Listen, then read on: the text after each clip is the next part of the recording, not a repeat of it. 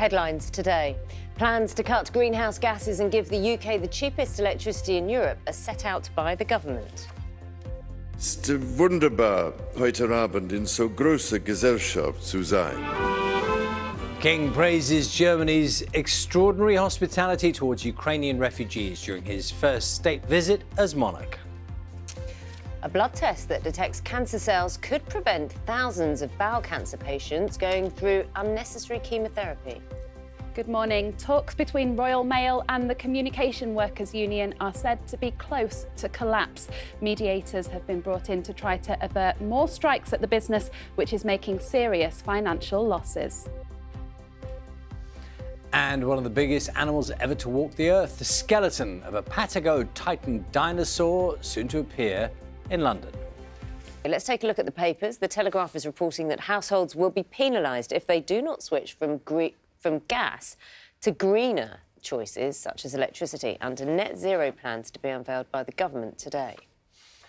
These plans defy scientific doubts. According to The Guardian, the paper reports the government plans to capture and store carbon dioxide in undersea caverns to expand the production of oil and gas in the North Sea.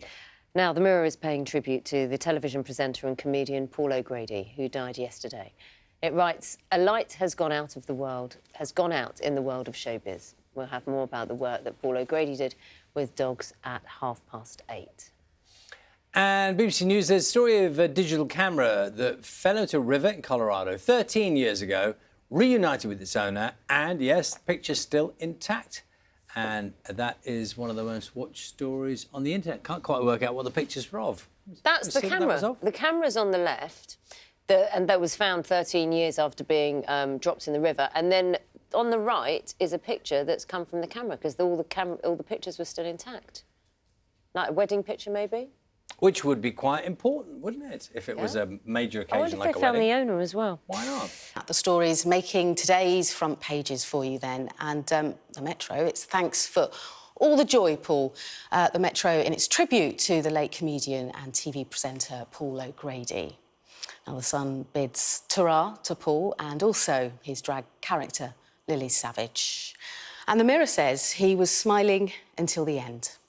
Well, in other news, the Telegraph reports that households face higher bills if they don't opt for greener choices under the government's new net zero strategy. The Express says fears of a revolt have halted plans to increase the retirement age to 68. The Eye says MPs are demanding an inquiry after the paper reported that Rishi Sunak gave a budget boost to a firm linked to his wife. Now, the government is defying experts with a huge gamble on carbon capture. That's according to The Guardian today. The Mail splashes a report which it says shows secondary school teachers are letting students self-identify gender without telling parents. The Times also carries that gender report. It also has a story about Chancellor Jeremy Hunt taking a swipe at US Greens subsidies.